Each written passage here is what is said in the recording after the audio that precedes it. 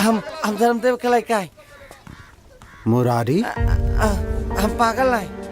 अरे शंभू, ये तो पागल हो गए बा मुरारी। हम पागल नहीं, हम धर्मदेव के लड़का है। तू धर्मदेव के लड़का हुआ? अब चलो बताओ। हाँ हाँ चला चल चल, ए पकड़ पकड़ एक चल चल करके चल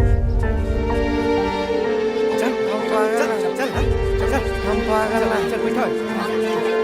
हम पागल नहीं।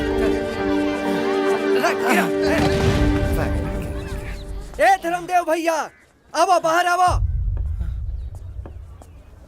हम पागल नहीं, हम पागल नहीं, हम पागल नहीं। का है सब? अरे देखा ना धर्मदेव भैया, ई पगला हमरा पूरा शरीर के गोबरे से भर देहलस। अरे लेकिन चुप रहा। अरे भैया, हम जात रही है बोझा लेके, बोझवा हमार गिरा दलस, घुटना हमार फूट गई। अरे लेकिन चुप नहीं रहुआ। चुप चुप चुप रहा लोग। बरसों से जौन इज्जत बचाइले रानी है मालिक, ऊपर ही हाथ डाल दिया ला सा। अरे लेकिन चुप इनके रही। जवान इज्जत पे हम आज ले हाथ नहीं की डाल ले, ऊपर मालिक ही हाथ डाल दिया ला सा। अरे लेकिन चुप हमार रही। जवान इज्जत हम बलिया से बचा के चलल रानी हा, तू इज्जत के खत्म कर दिया। अरे लेकिन हमार बतो चुप रही। अब हम केकरा के मुंह देखाएं? चुप। कहा कहीं के पहले तो हमरा के ही बताओ लगिन कि आखिरी हक के। अरे ई तोहर छोटका बेटा मुररिया हो।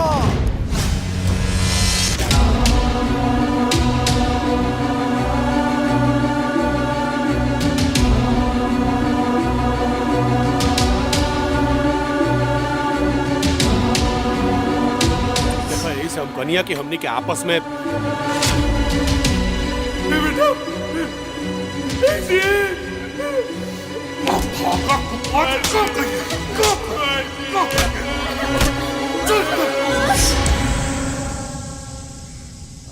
पागल ना ही हमार बेटा रहे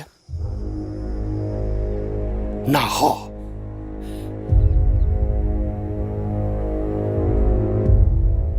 आज से 20 साल पहले ये हमरा खातिर हमेशा हमेशा के लिए मर गल रहे, मर गल रहे।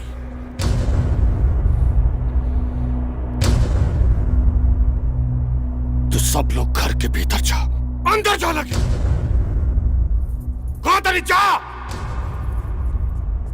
चला लोग हो, चला चला।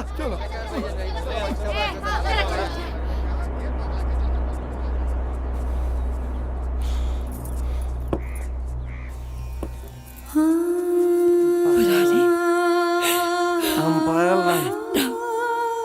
तू पागल ना। अरे तू तो हमार राजा बेटा बाड़ा। हम पागल नहीं। हम तो माई है।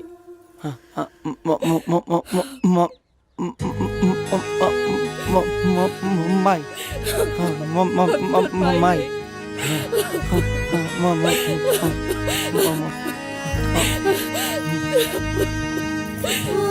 हम पागल नहीं। माई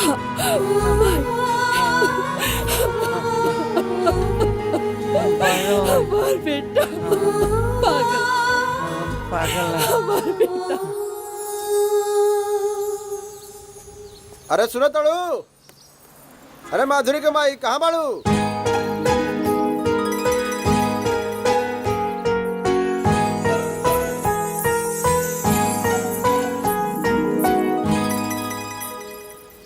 का भइल जी? जान तड़ू, धर्मदेव को जन बेटा भाग गेल रहे वापस आ गेल बा।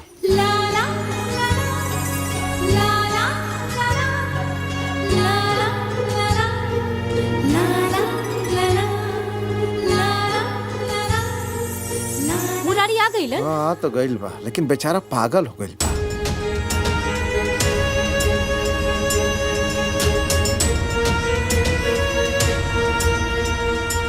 देखा, दोनों बचपन में खेलत रहना सा, लड़ाई झगड़ा करत रहना सा, आज बेचारा पागल हो गइल बा।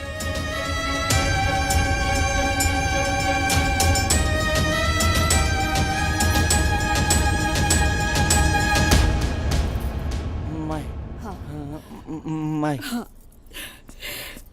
रुक जा। मैं अगर ये अभागा मनहूसी घर में रही तो हम यहाँ 1 सेकंड भी नहीं खिरा सकत। हम एकर शकल भी देखे के नहीं चाहत। हम तो जानत रहनी कि अभागा मनहूस कहीं मर खप गई हुई, लेकिन हमार किस्मत में ही मनहूस के शकल दोबारा देखे के निकल रहे।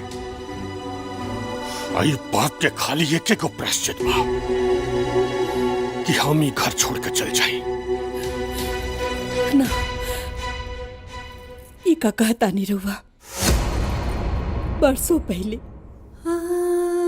हम अपने ममता के गला घोट देली। किकरा खाते, रहुआ खाते।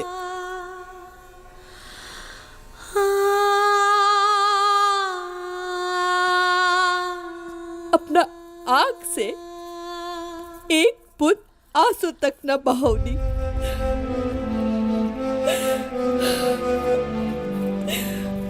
अपना बेटा खाते, अपने ममता के गला घोट देली। अपना कलेजा पे पत्थर रख देली। किकरा खाते, रहुआ खाते।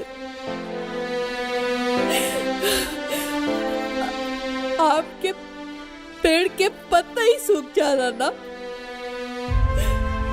तब वो ओकरा में छाव बचेला। कैसन बाप बानी रहुआ कि एकर ऐसन हालत दिखला के बाद भी रहुआ के तरस नहीं के आवत।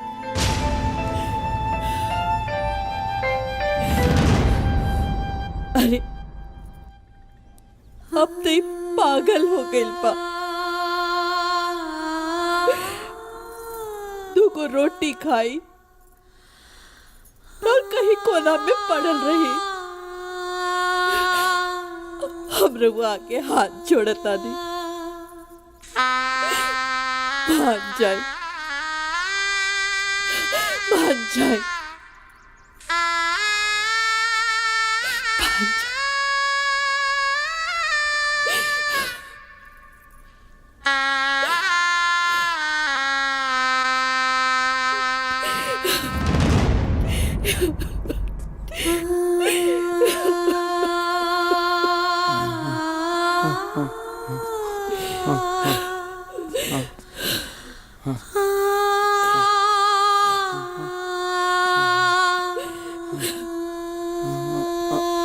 मैं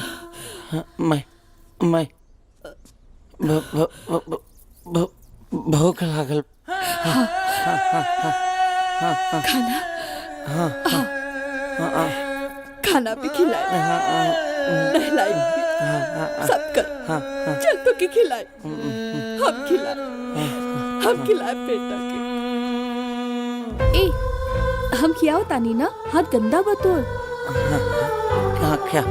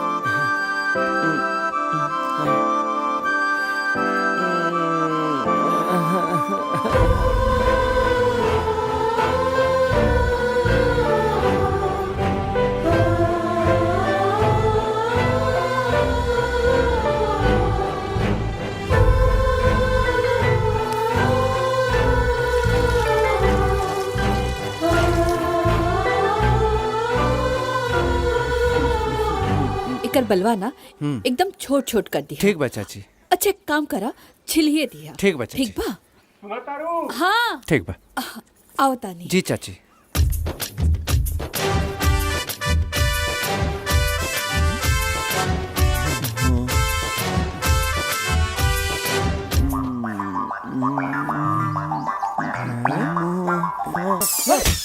अरे क्या करता रहो? काहे मारे लगला? अरे यार चाची हो देखो। अरे बाप रे छोड़ो ना हो। ए चाची देखो मैं। अरे बाप रे भाई वो आइए देखो।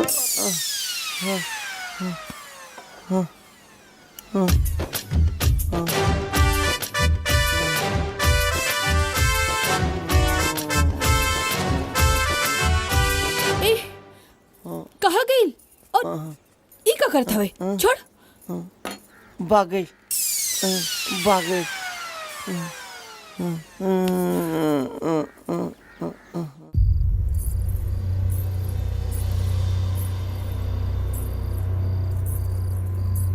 का हो बड़ा टेंशन में लगा ताड़ू? का जी ई पागल यही चरही का? रहे दो पागले तो बा हमनी के कहा ले ली। अरे उस सनकाहवा का दिमाग का भरोसा बाजी। अरे अब तो भगोलो नहीं के जा सकत ना। खात पियत रही आ नौकर नियर खटत रही, एक दिन खत्म हो जाई। का टेंशन ले पड़ू? चला सुता। हाँ तो रखे लोग अपना कपार पर बैठा के आफत। अरे ये कौन आफत हो? न तो ओकरा दिमागे बा न कौन लायक बा। तू चिंता मत कर, हमरा काम करे दा।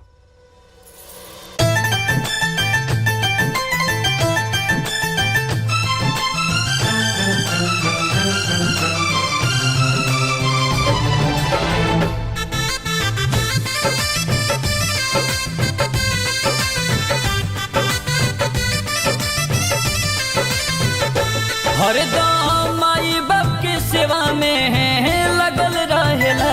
हरदम माई बाप के सेवा में लगल रहेला।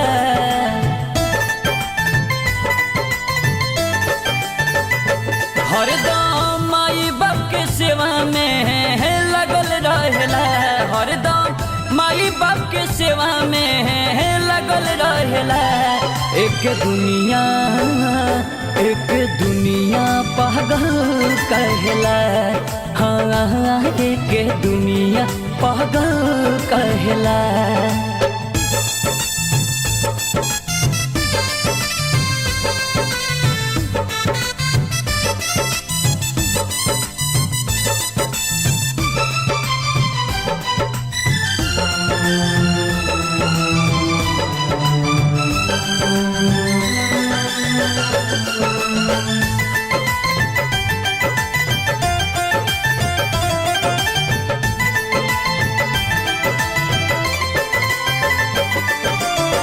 अपना माई बाप के मनेला भगवान हो। एक नजर देखेला रहेला परेशान हो। हाँ अपना माई बाप के मनेला भगवान हो। एक नजर देखेला रहेला परेशान हो। डटी है पापा के डर से भगल रहेला। डटी है पापा के डर से भगल रहेला। एक दुनिया पागल कहला। हाँ एक दुनिया पागल कहला।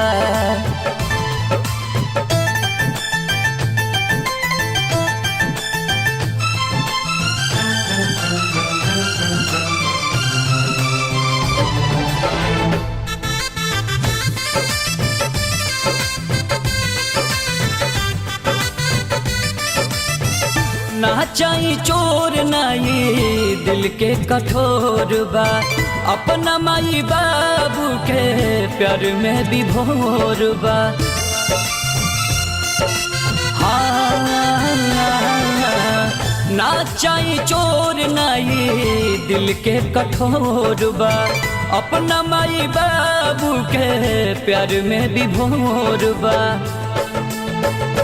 पहुआ पूजे खातिर भोरही जागल रहेला। पहुआ पूजे खातिर भोरही जागल रहेला। एक दुनिया पागल कहला। हो एक दुनिया पागल कहला।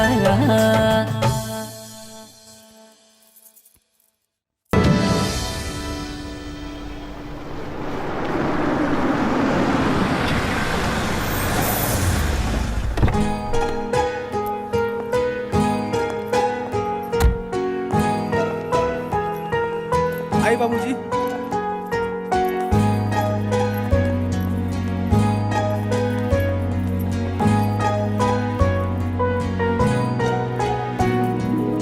रौरो लइकवा इहे नौकरी करेला। हाँ का नाम है राउर? बाबूलाल सिंह, कहाँ घर है?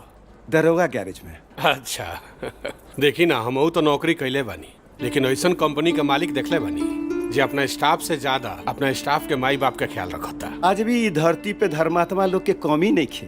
सही कहता नहीं। यही से त ई लइकवा माई बाबू के ध्यान रखे खातिर ई संस्था बनौले बा। जाइए आप लोग वहाँ के बुला के लिए आओ। जी सर। चल रउआ लोग के अंदर बुलाओ। आए चल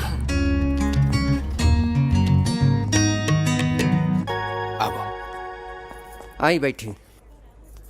नमस्ते। नमस्ते। नमस्ते। ये पेपर पे साइन कर दे। हाई पेन ले, साइन कर दे।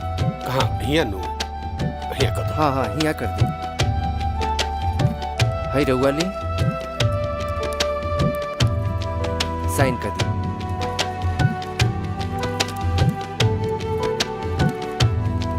हाय ले। अब जाई हो गए जी। ठीक बा।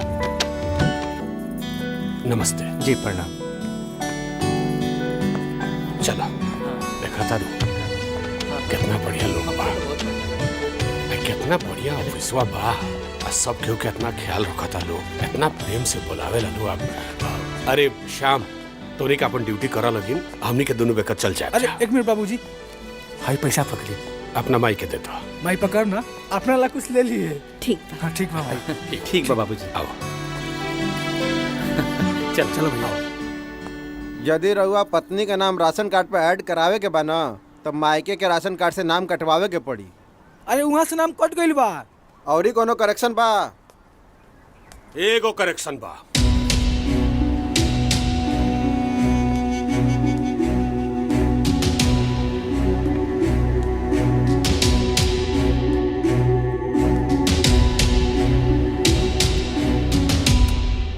नाम राशन कार्ड से काट दी।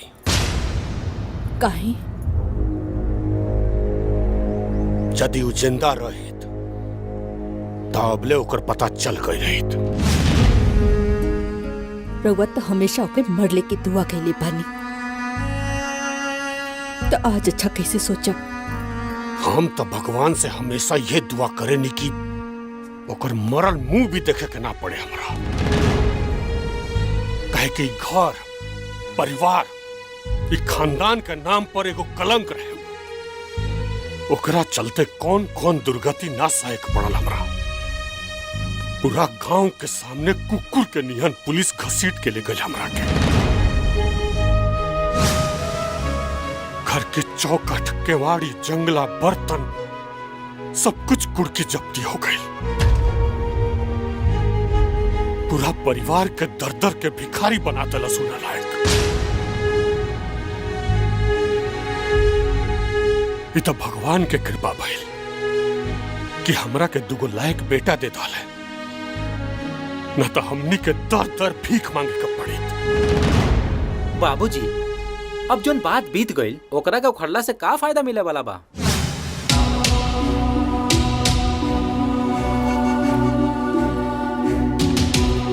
तो ये बात अपना माई के समझाओ। बार बार हमरा घाव के मत कुरे दस। जौन कुपात्र के नाम हम अपना जिंदगी से निकाल दले बानी, ओकर नाम ही राशन कार्ड में रखला से का फायदा? काट दियो ओकर नाम। जी ठीक बा।